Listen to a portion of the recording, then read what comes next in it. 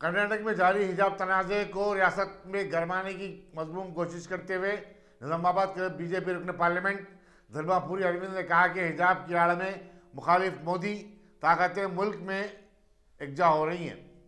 एक press conference से खिताब करते हुए उन्होंने कहा कि पाकिस्तान की पहली खातून वज़ीर आज़म बेनज़ीर भुट्टो ने कभी भी हिजाब नहीं पहना, हालांकि वो मुस्लिम मुल्क से ताल्लुक़ रखती थी। उन्होंने एक और तनाज़ा छेड़ते हुए कहा कि निजामाबाद का किला शिवाजी ने तामीर किया था।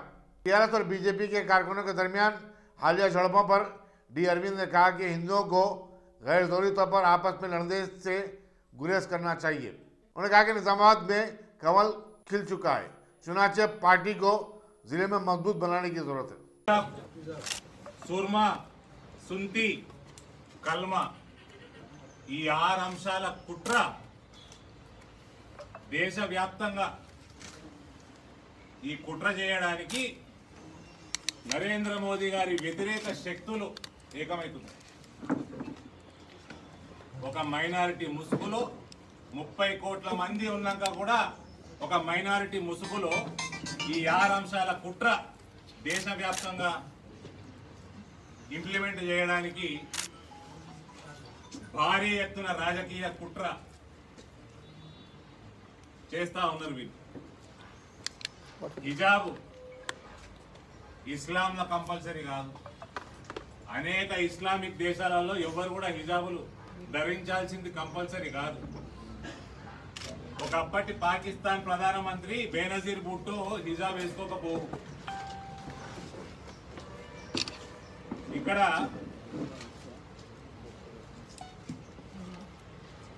హిజాబ్ వేసుకుంటే వేసుకున్నారు, మనదేం పోయింది,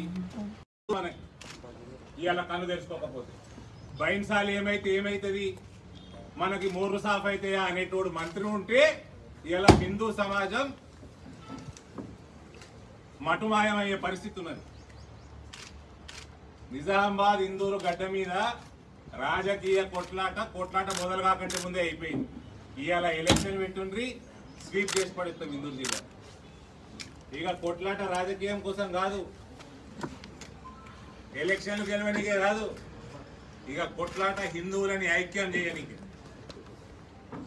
హలాలంటే ఏందయ్యా, మన దాంట్లోనేమో ఇంత నీళ్ళు అయిపించి అది ఇట్లా అనగానే ఏదో అంటది కదా జడ్తిచ్చుడు కాగానే కోశత్వం అయిపోయి హింస ఎక్కువసేపు హింసించొద్దని మనది।